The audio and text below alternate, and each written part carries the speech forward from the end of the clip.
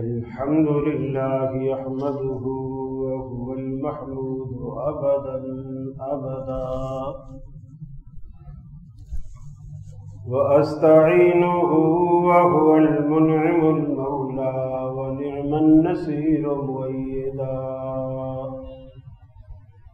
لا شريك له إلها واحدا أحدا فردا صمدا، وأشهد أن سيدنا وسندنا محمدا عبده ورسوله، نبي ما ضل وما غوى وما ينطق عن الهوى، فصلى الله عليه وبارك وسلم وعلى آله وأصحابه وأزواجه صلاة دائما سرمدا، أما بعد، فأعوذ بالله من الشيطان الرجيم، بسم الله الرحمن الرحيم،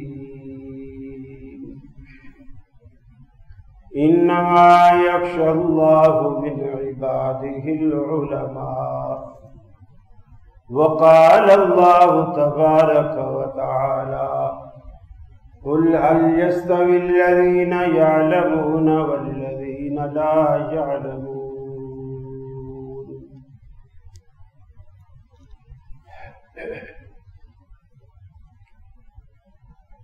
اس وقت دنیا کو کچھ سمجھ نہیں آ رہا کہ ہم کیا کریں، اس لیے کہ دنیا کتنی ترقی کر جائے، کتنی پاورفل ہو جائے، کتنی ایٹمی قوتوں کی مالک بن جائے، وہ اللہ سے نہیں لڑ سکتے جب تک ہم اللہ سے لڑنا نہیں چھوڑیں گے اور اللہ سے صلح نہیں کریں گے، دنیا کا حال ایسا ہی رہے گا۔ تقریباً یہ جو 1 مہینے کا عرصہ گیا ہے، اس 1 مہینے کے عرصے میں کوئی 12-13 علماء، جید علماء، اس میں جامعہ ابی بکر کراچی کے استاد بھی شامل ہیں، فیصل آباد کے، گجرانوالہ کے، لاہور کے، مختلف مقامات کے جید علماء کرام اس 1 مہینے کے عرصے میں لگاتار 2-2، 3-3، 4-4 دن کے وقفے سے فوت ہوئے۔ اور یہ جو علماء کا دنیا سے اٹھ جانا ہے، اور یہ نہیں ہے کہ صرف اہل حدیث علماء فوت ہوئے، کیونکہ ہم خود اہل حدیث ہیں تو ہمارے پاس جو خبریں آتی ہیں، جو ہمیں اطلاعات آتی ہیں مختلف گروپوں سے، تو اہل حدیثوں کی آتی ہیں۔ تقریباً ہر جماعت کا یہی ہے، علماء سب جماعتوں سے اٹھ رہے ہیں، اور یہ جو علماء کا اٹھ جانا ہے اور علماء کا اٹھنا ہے، دنیا کو چھوڑ جانا ہے، یہ رسول اکرم صلی اللہ علیہ وسلم کی اس پیشین گوئی کا نتیجہ ہے جو آپ نے فرمایا تھا کہ قرب قیامت سے پہلے، یعنی بالکل قیامت کے قریب جا کے دنیا سے اللہ رب العالمین قرآن کو اٹھا لے گا۔ صحابہ کی سمجھ میں یہ بات نہیں آئی کہ قرآن کیسے اٹھ جائے گا، یعنی میری مسجد میں قرآن رکھا ہوا ہے، دوسروں کی مسجد میں یہ قرآن کے نسخے کیسے اٹھ جائیں گے، اور کون لے جائے گا، کیسے لے جائے گا؟ آپ نے فرمایا نہیں، قرآن اٹھ جانے کا مطلب یہ ہے کہ اسلام ہی دنیا سے اٹھ جائے گا، اور اسلام کے اٹھ جانے کا مسئلہ جو ہے وہ مطلب یہ ہے کہ جو لوگ اسلام والے ہیں جو اسلام کو پھیلا رہے ہیں، دین کو پھیلانے کا باعث بن رہے ہیں، اللہ تعالیٰ انہیں ہی دنیا سے اٹھا دے.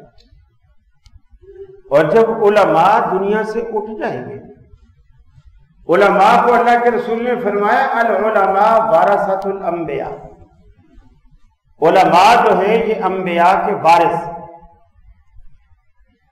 اب ہر عالم کے پاس نبی کی وراثت ہے،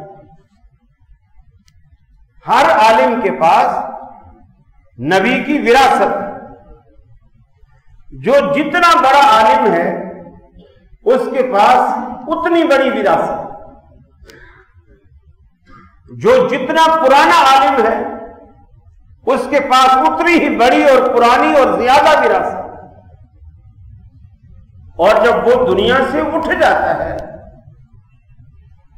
تو اس وراثت کے اتنے بڑے حصے سے دنیا محروم ہو جاتی ہے. جب وہ عالم اٹھتا ہے دنیا محروم ہو جاتی ہے، اور علماء اسی طرح اٹھتے جائیں گے. اور شیطان ہمارے دلوں میں یہ بات ڈال رہا ہے کہ تم بچوں کو مولوی نہیں بنانا، جو بنے ہوئے ہیں وہ فوت ہو رہے ہیں، اپنے بچوں کو ہم نے بنانا نہیں ہے. نتیجہ کیا نکلے گا؟ دنیا میں پھر شیطان کا راج ہوگا، شیطان ناچے گا، دندنائے گا. اس لیے کہ نبی کریم صلی اللہ علیہ وسلم نے فرمایا العالم، ایک عالم کو ایسی فضیلت حاصل ہے علی العابد، ایک عبادت گزار پر ایسی فضیلت حاصل ہے جیسے فرمایا آسمان کے دامن میں چاند کو، اور وہ بھی لیلۃ البدر، 14ویں کے چاند کو فضیلت حاصل ہوتی ہے آسمان کے دامن میں پھیلے ہوئے دیگر ستاروں کو. یہ ایک عالم کو عابد کے اوپر یعنی عبادت گزار کے اوپر اتنی بڑی فضیلت. اور ایک روایت میں آتا ہے ایک عالم 70 عبادت گزاروں پر بھاری ہے، 70 عبادت گزاروں. مولویوں پہ لوگ تنقید تو بہت کرتے ہیں، بہت تنقید کرتے ہیں، لیکن یہ یاد رکھ لو اگر علماء کا طبقہ نہ ہوتا نا، علماء کا طبقہ نہ ہوتا تو لوگوں کی، وزیروں کی، مشیروں کی لاشیں سڑکوں پہ پڑی ہوتی، کوئی ان کے جنازے پڑھانے والا نہیں. یہ معمولی بات نہیں ہے.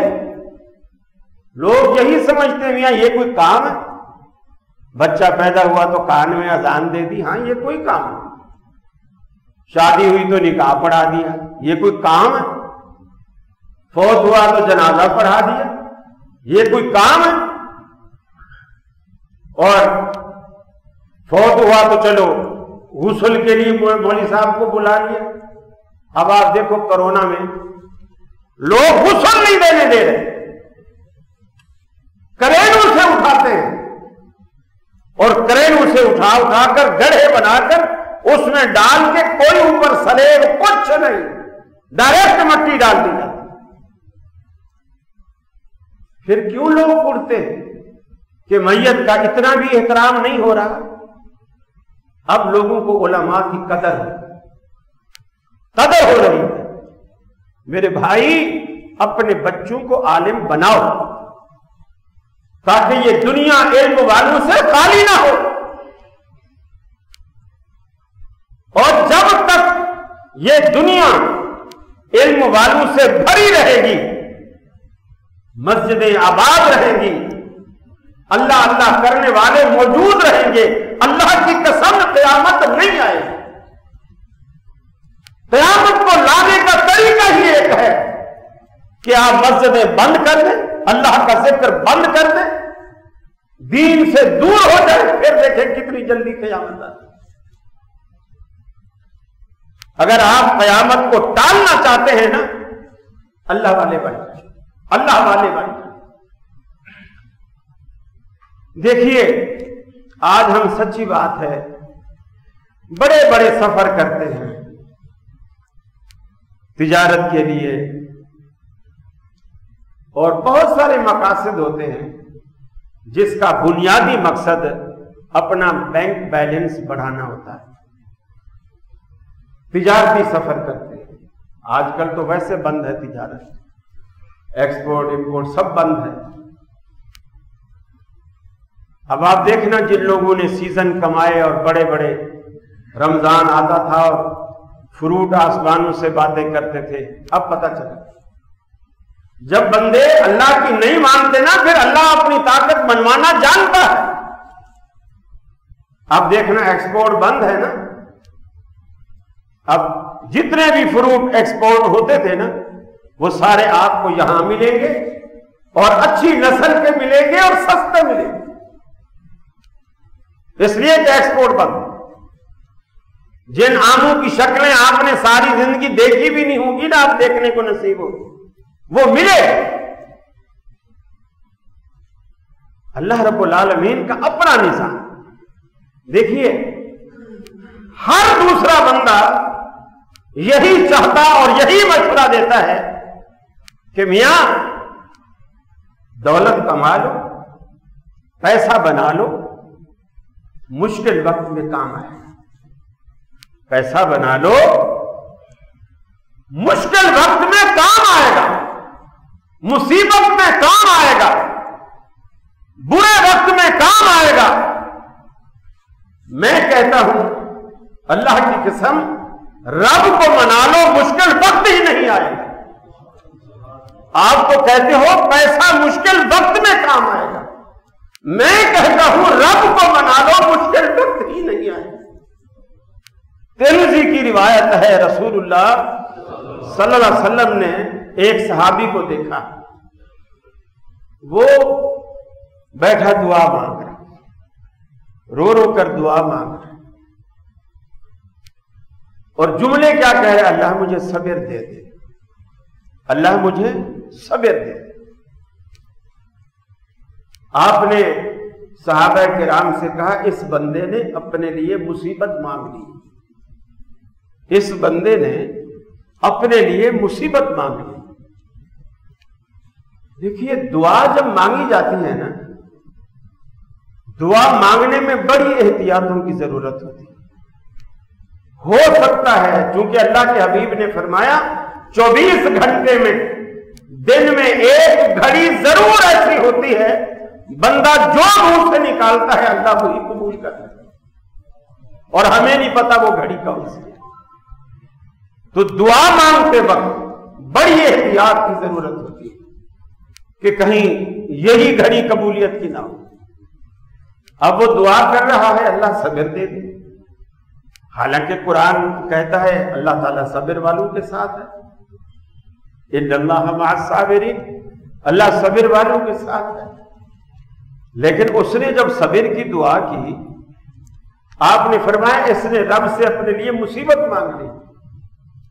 صحابہ حیران ہو گئے کہ صبر کی دعا میں مصیبت مانگنے کی ایسی کون سی بات ہے؟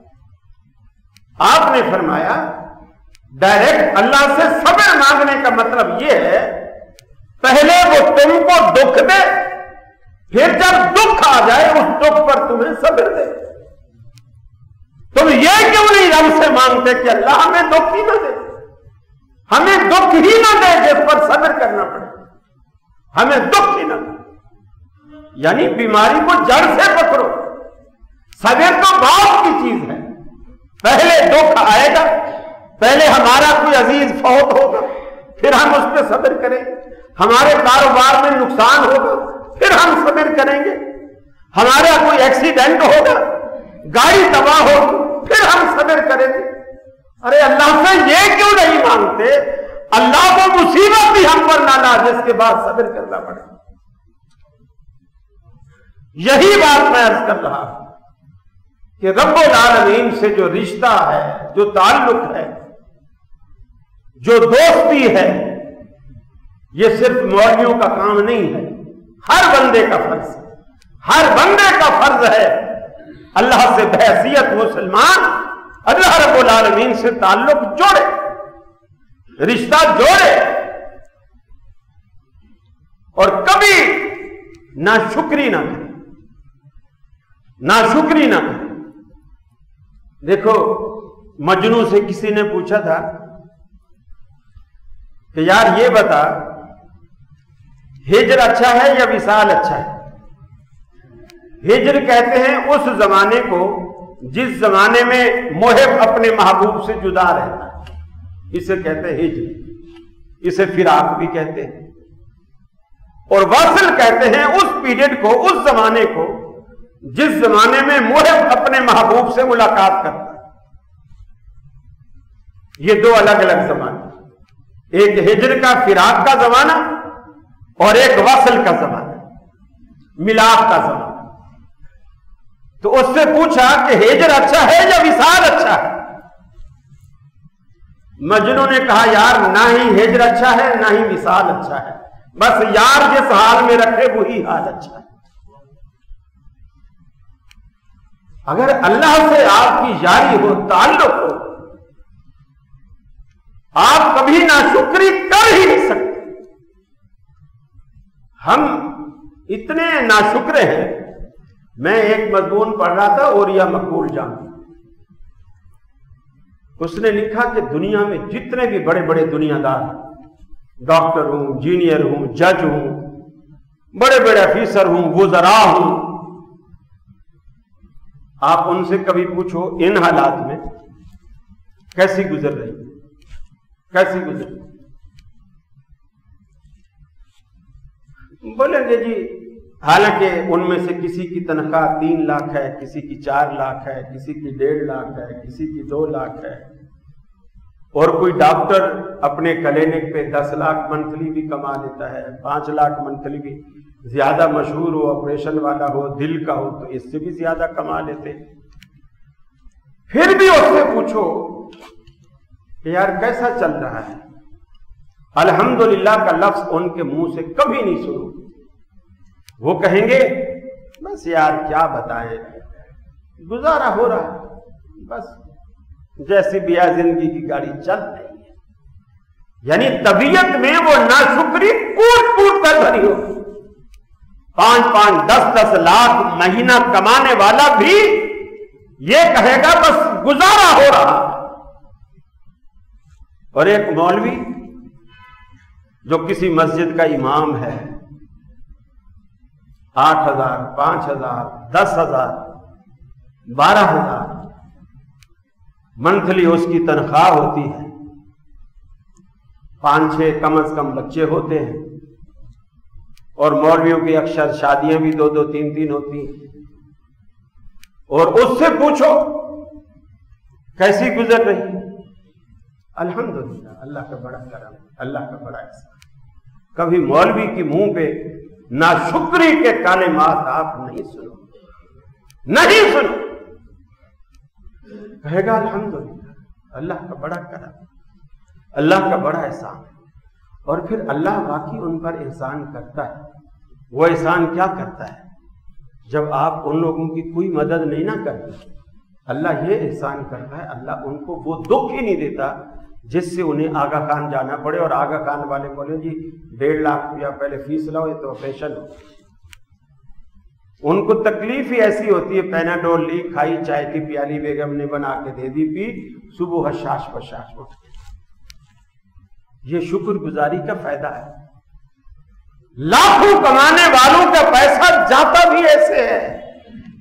بچے کی سیڑھی سے گرا، ٹانگ ٹوٹ گئی، یہاں اس کا علاج ہی نہیں ہے جی، امریکہ میں علاج ہوگا، ہوٹل کا کرایہ الگ، ساتھ میں جو بندہ جائے گا اس کا کرایہ الگ، ہاسپٹل کا الگ، اور علاج معالجہ الگ، اور آنے جانے کا ٹکٹ الگ۔ وہ جو سالوں میں کمایا تھا وہ مہینوں میں گیا۔ میرے بھائیوں، برکت اور بے برکتی کے فرق کو سمجھو، اللہ کی حکمتوں کو جانو، اور شکر گزاری کا راستہ اختیار کرو، شکر گزاری کا راستہ۔ فرمایا قل هل يستوي الذين يعلمون والذين لا يعلمون، اے دنیا والوں کیا ایسا ہو سکتا ہے جو لوگ جانتے ہیں جو نہیں جانتے یہ دونوں برابر ہوں؟ عالم اور جاہل دونوں برابر ہوں، دھوپ اور سایہ دونوں برابر ہوں، رات اور دن دونوں برابر ہوں، روشنی اور اندھیرا دونوں برابر ہوں، جیسے یہ برابر نہیں ہو سکتے، عالم اور جاہل کبھی ایک نہیں ہو سکتے۔ انما یخشی اللہ من عبادہ العلماء، اللہ رب العالمین نے علماء کے دلوں میں اپنا ڈر، اپنا خوف بٹھا رکھا ہوتا ہے، باقی سارے خوف رب العالمین ان کے دلوں سے نکال دیتا ہے۔ اللہ رب العالمین کا ڈر، اللہ رب العالمین کا ڈر ان کے دلوں میں ایسا جم جاتا ہے کہ باقی دنیا کے سارے خوف رب العالمین اپنے فضل سے نکال دیتا ہے۔ علماء کی قدر کرنا سیکھیے، علماء کی عزت کرنا سیکھیے، علماء رب کا احترام کرنا سیکھیے، اس لیے کہ یہ انبیاء کے وارث ہیں، انبیاء کا ورثہ ان کے پاس ہے۔ آپ ان کے پاس بیٹھا کیجئے، ان کی صحبت اختیار کیجئے۔ اللہ کے رسول نے مثال دے کر کے فرمایا، آپ نے فرمایا جو بندہ علماء کی مجلس میں بیٹھتا ہے اس کی مثال بالکل ایسے ہے جو کسی عطر والے کے پاس اس کی دکان پہ جا کر کے بیٹھا ہو، بھلے وہ عطر نہ خریدے لیکن مفت میں اس کو خوشبوئیں آتی رہتی ہے، کوئی بھی خریدے گا اس سے، کسی کو موتیا ڈال کے دے گا، کسی کو گلاب ڈال کے دے گا، کسی کو جنت الفردوس نام کا عطر ڈال کے دے گا، کسی کو غلاف کعبہ، وہ جس بھی شیشی سے انڈے لے گا آپ کو مفت میں خوشبوئیں ساری آتی رہے۔ یہ فرمایا علماء کی مجلس میں بیٹھنے کا یہ فائدہ ہے۔ اور برے دوست کی جہلاء کی مجلس میں بیٹھنے کی مثال اللہ کے رسول نے دی، آپ نے فرمایا جیسے لوہار ہے اور لوہار اپنی دھونکنی دھونکتا ہے جس میں کوئلے ہوتے ہیں، آگ ہوتی ہے، اور ایک پریشر کے ذریعے اس کو ہوا مار رہا ہوتا ہے اور وہ انگارے دہکتے ہیں، اور لوہا اس میں رکھ کے گرم کرتا ہے، جب وہ سرخ ہو جاتا ہے پھر اس کو اپنے اس کے مطابق جو چیز اس نے بنانی ہوتی ہے اس شیپ میں ڈالنے کی کوشش کرتا ہے۔ تو فرمایا جو برے دوست ہیں ان کی مثال اس لوہار کی سی ہے، اس کے پاس جو بیٹھا رہے گا اس کو دھواں آئے گا، کوئلے کی کالک آئے گی اور چنگاریاں اڑ اڑ کر کبھی کپڑے کو جلا دے گی، کبھی اس کے جسم پر چنگاری پڑے گی، بہرحال وہ جتنی دیر بیٹھے گا اذیت میں ہی رہے گا، نقصان ہی نقصان۔ تو لہذا علماء کی مجلس سے اختیار کیجیے، اور اس کا بہترین طریقہ یہ ہے اپنے بچوں میں سے کم سے کم ایک بچہ ضرور عالم بنائے، تاکہ جب وہ گھر میں بیٹھا ہو آپ علماء کی محفل میں بیٹھے۔ امام حسن بصری رحمت اللہ علیہ فرماتے ہیں جب دنیا سے ایک عالم اٹھتا ہے وہ اپنے پیچھے دیوار میں ایک ایسی درار ڈال کے جاتا ہے، ایسا خلا چھوڑ کے جاتا ہے جو قیامت تک وہ درار بھر نہیں سکتی، اس کو پورا نہیں کر سکتی۔ اسی لیے فرمایا گیا کہ موت العالم موت العالم، ایک عالم کا دنیا سے اٹھ جانا ایسا ہے جیسے پوری کائنات ہی فوت ہو گئی، پوری کائنات ہی فوت ہو گئی۔ اور یہ جو علماء کثرت سے اٹھتے چلے جا رہے ہیں یہی چیز ہے کہ قیامت قریب ہے، قیامت قریب ہے، اور دین اسلام یہ نیک لوگ اللہ اللہ کرنے والے، اللہ اللہ کرانے والے، قرآن پڑھنے والے، قرآن پڑھانے والے، قال اللہ قال رسول کی صدائیں بلند کرنے والے اب دنیا سے اٹھتے جا رہے ہیں، دنیا سے اٹھتے جا رہے ہیں۔ میرے بھائیوں، اللہ رب العالمین کا خوف دل میں بٹھائیے، اللہ کو وہ ہم سے روٹھ چکا ہے اسے منائیے۔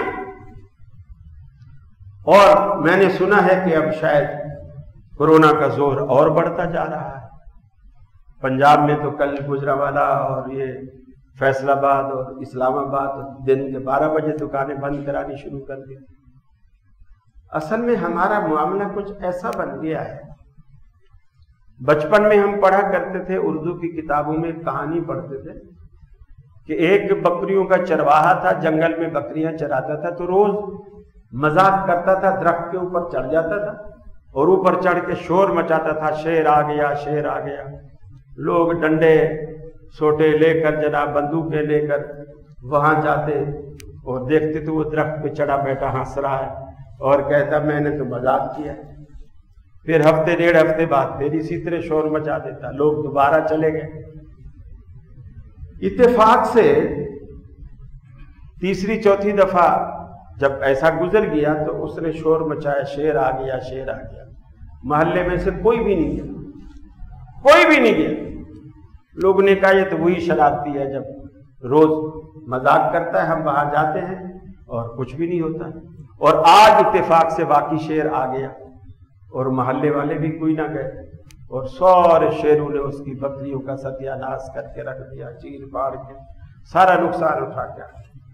ہمارے ساتھ اب یہی ہوا ہے۔ شروع میں کورونا کا میڈیا نے ایسا واویلا کیا، ایسا واویلا کیا، حکومت نے بھی دکانیں بند، پورا لاک ڈاؤن، مسجدیں بند، تراویحاں بند، سب کچھ بند۔ اور اس کے بعد کچھ ایسے کیسز بھی آئے جو ڈاکٹروں نے ملی بھگت سے، وہ کوئی دل کا مریض تھا، کوئی گردے کا مریض تھا، لیکن اس کو کرونا شو کر کے فارم پہ سائن کروائے کہ یہ کرونا کا مریض ہے۔ لوگوں کو یہ پتہ چلتا گیا کہ یہ شاید کرونا کا ایک ڈھونگ رچایا ہوا ہے، حقیقت ایسا نہیں ہے۔ پھر یہ چیز لوگوں میں ایسی پھیلی، خاص کر جب 21 رمضان آیا اور پورے پاکستان میں ایک مخصوص طبقے کے لیے کرونا کے ساری احتیاطی تدابیر کی دھجیاں بھی پھیر دی اور ان کو کھلی چھوٹ دے دی، تو لوگوں کو یقین آ گیا کہ یہ کرونا ورونا کچھ نہیں۔ اور اس کے بعد پھر ہمارے لیے بھی مجبوراً کھولنا پڑا، سب کچھ کرنا پڑا۔ پھر ہم نے عیدیں بھی پڑھی، پھر شب برات وغیرہ بھی لوگ جاگنے بیٹھے، بعض جگہ پر اعتکاف وغیرہ بھی کچھ لوگ بیٹھے، سب کچھ ہوا۔ لیکن اب لوگ یہ سمجھے کہ یہ تو ڈھونگ ہے، اب حقیقتاً آ رہا، کچھ اموات ہو رہی ہیں، کچھ ہمارے جاننے پہچاننے والے ان کو بھی ہوا ہے، اور اس طرح وہ کچھ عرصہ گھروں میں بند رہے اور احتیاطیں کرتے رہے۔ اللہ تعالیٰ نے ان کو افاقہ دیا، اب حقیقتاً آ گیا ہے، لیکن اب لوگ ذہنی طور پر اسے تسلیم کرنے کو تیار ہیں۔